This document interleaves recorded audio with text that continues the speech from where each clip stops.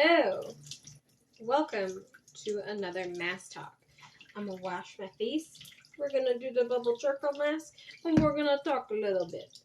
So today, I thought I'd talk a little bit more about fertility journey. Not the 2-week wait, but other parts of it.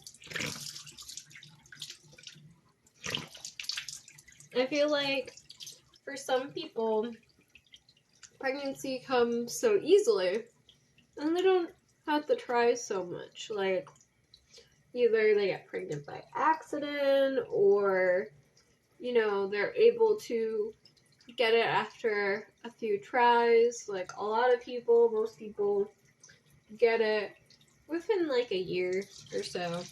And obviously, everybody's different, every pregnancy is different.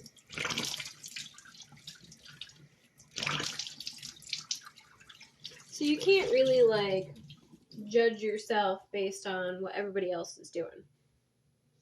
But it can be really hard, And if you have hormone issues or, structural issues or something, then the journey is that much harder. And for me, we have some hormone issues, although they say it's like resolved in a sense. So I have made a video about this, but I haven't really posted about it. But I got diagnosed with PCOS. I think I might have mentioned it before. And, I did a bunch of things to kind of, first of all, figure out that's what was going on, because my doctor was like, oh no, you're not having your period because you got off birth control. That's why. And, ended up not having my period for an entire year. Not normal, guys. So I went to my gynecologist after 2 months of not having my period. And apparently that wasn't long enough. So then I took the steps of like looking into what was going on.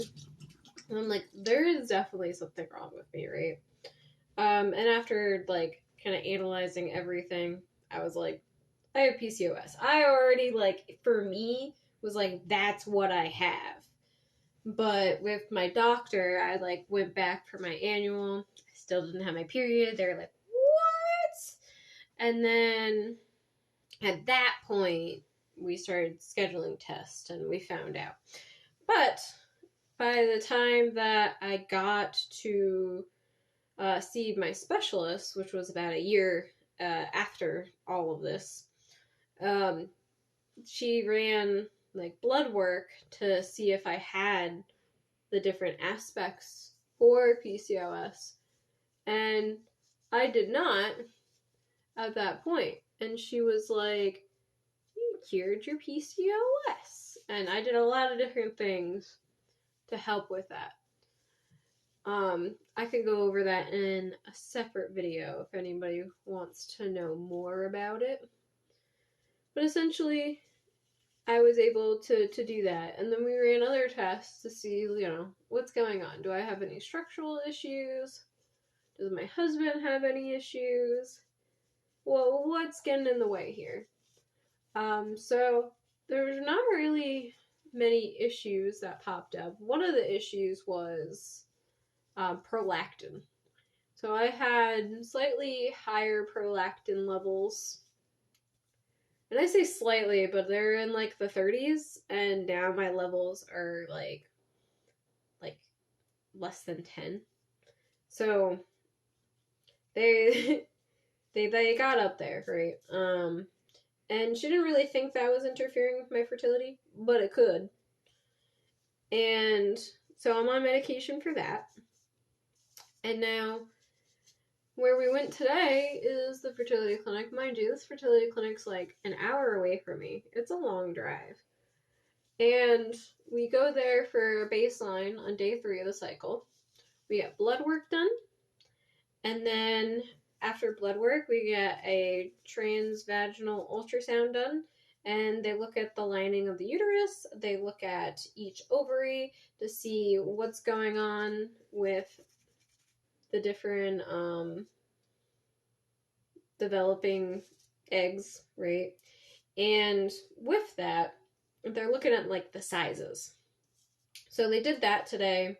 They gave me the go ahead to use letrozole.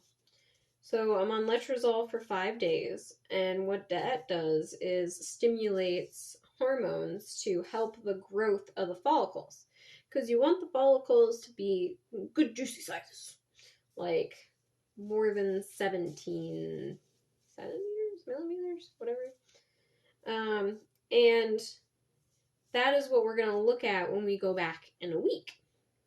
So when we go back in a week, we get the blood work again. They look at the sizes. They kind of look at the blood work to see like where you are in your cycle. I will say my estrogen is particularly high from what it says like it should be. I got it a little bit lower with taking chasteberries and this other thing, and that's promising. I feel good about that. It's still not in the right levels, but so after we go back and they say everything looks good, we have follicles that are big enough, then we are able to use the trigger shot. The trigger shot we use is so after just like you have HCG, and with that, it like tells your body like it's time to ovulate. So then it will push out that dominant follicle, and then you have intercourse like that night and the next night to try to catch it, because we're doing timed ovulation. That's what this is called. So you do that, and then I think it's like, let's see, Saturday, Sunday, Monday, Tuesday. It's like 4 days later. I start progesterone. That's new. We started that in our last medicated cycle, and I think my doctor kind of started it because I was having like breakthrough bleeding during this part of my cycle, and that might indicate a problem with progesterone. And last medicated cycle, we had a chemical. So I think that we're on the right track. We're just not quite there yet. Hopefully, this is our time. Because if this is not our time, we might do one more timed ovulation just because we're getting to the end of the year and we don't want to deal with insurance being all meh about, getting authorization for IUI. So we are looking at, hopefully this cycle works. And if not, maybe one more cycle of timed ovulation.